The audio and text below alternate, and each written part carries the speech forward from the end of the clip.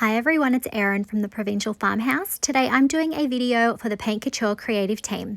I'm going to be creating some French Country Wall Decor using transfers and moulds. For my project today, I'm going to be using this MDF wood blank that I cut myself with my laser. It comes in two pieces. I'm going to begin by using Paint Couture's 2-in-1 primer in white, and I'm going to be applying 2 coats. I'm going to apply 2 coats on just one side of this circular design, as it's going to sit on top of the other piece, so it doesn't need the back painted. I am also obviously going to be painting the other more ornate design front and back 2 coats, and I am using a sponge for this so that I don't get too much of a buildup of paint in all of those ornate curved details.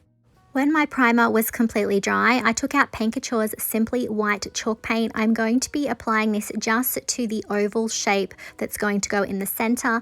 And then I took out Redesign's Nestled Whispers Transfer. I'm going to be using this sweet little bird design. I'm just going to trim off those excess florals first.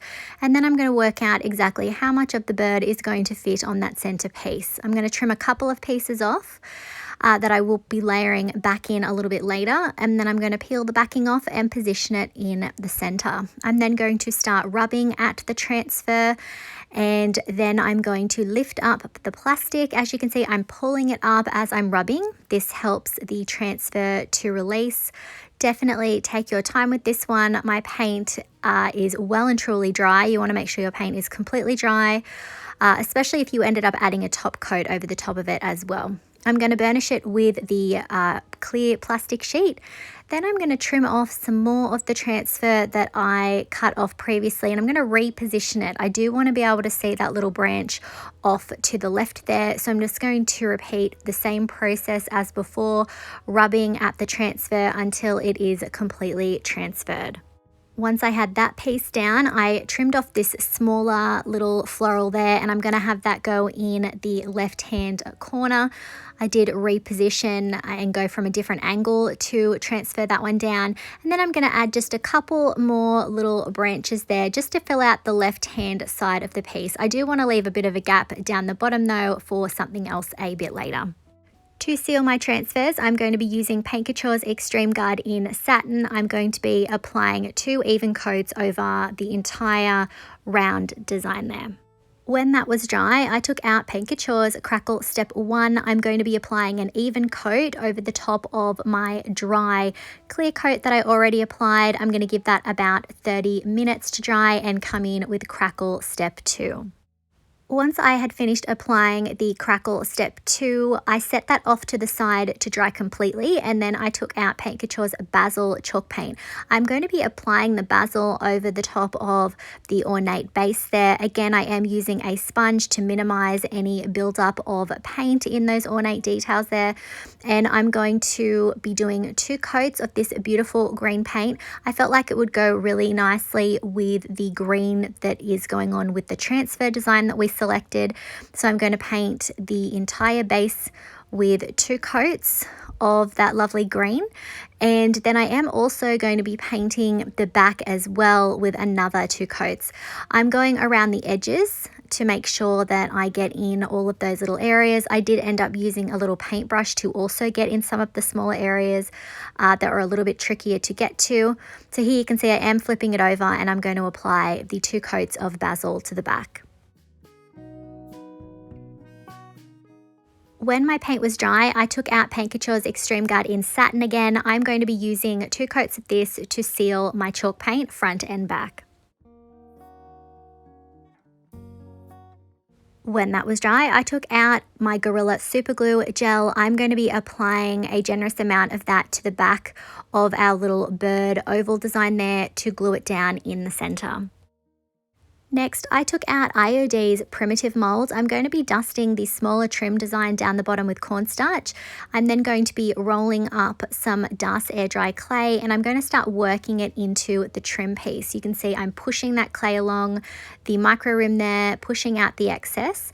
I'm then going to flex my mold to help it release, and then I'm going to flip it over to release my casting. I'm going to be having this wrapping around the center part to frame it out, but I am going to be needing another piece to finish off the design. So I did then cast another one of those trim pieces, and here you can see that I'm just making some little dints in the clay and trimming it to size so that it fits as seamlessly as possible with the other trim to make that continuing pattern there. I'm going to be attaching my clay pieces with Sealy's Quickset wood glue.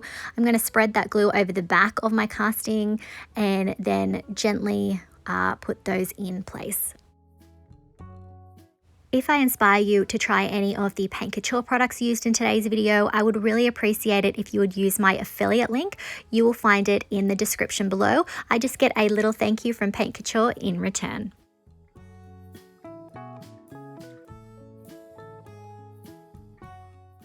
I let my clay dry for several hours, and then I came in with Paint Couture's light brown sugar antiquing glaze. I'm going to begin by adding it over the top of my Crackle medium in the center there. I'm brushing it over the top in a few different directions to try and catch that glaze in the cracks that we have created with the Crackle medium.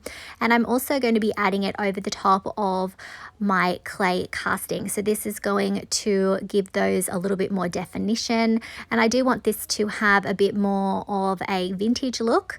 So the glaze is definitely going to help me with that. I'm using a wet wipe to wipe back some of the excess, allowing it to sit down in the cracks and the low points of the clay castings. When that was dry, I took out Paint Couture's Bronze Luxe Metallic. I'm going around with a sponge on the edges first. I started applying this, and as I was adding it, I found that it wasn't quite as bright as I wanted. I do love bronze, but against the green, it wasn't standing out as much as I'd like, so I did switch over to Antique Gold Luxe Metallic paint, and I'm repeating the same process of going over the top of the edges with that gold paint, and then I brought more of it up onto the green ornate border. I do have that clear coat down, so I knew that I would be able to come back soon and use a wet wipe to pull some of it back. I ultimately wanted the frame to be a mixture of the ornate gold and the Basil chalk paint. So you can see here I'm coming in with that wet wipe to pull some of it back. I don't want it to be as intense. I'm also adding some of the antique gold over the top of the clay castings. And then I did layer in a little bit more of that Basil chalk paint over the top of some of the areas. Again, just to tone down the gold a little bit. I don't want the gold to take up the whole of the design. I just want hints of it. When the paint was dry, I did add one more coat of the Extreme Guard in Satin. Finally, I took out Paint Couture's Aged Bronze Metallic Stencil Paste. I'm going over the top of this French style stencil. I've got it positioned underneath the bird. I just want to have this little Paris address here. There is also the name Lily. Thought maybe we could pretend that the bird's name was Lily. I just really like to add typography to my projects if I can, so I've lifted that straight up.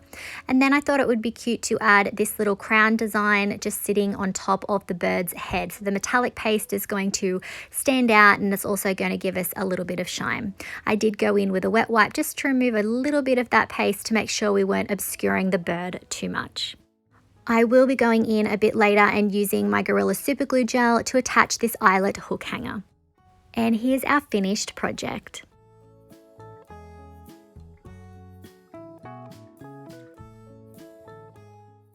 I think this project turned out really sweet. I'm loving the combination of that Basil chalk paint with the Antique Gold Luxe Metallic paint. Let me know what you think of this in the comments.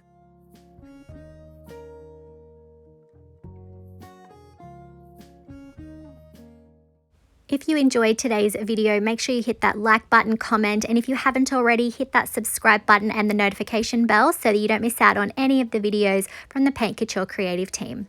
Thanks for watching.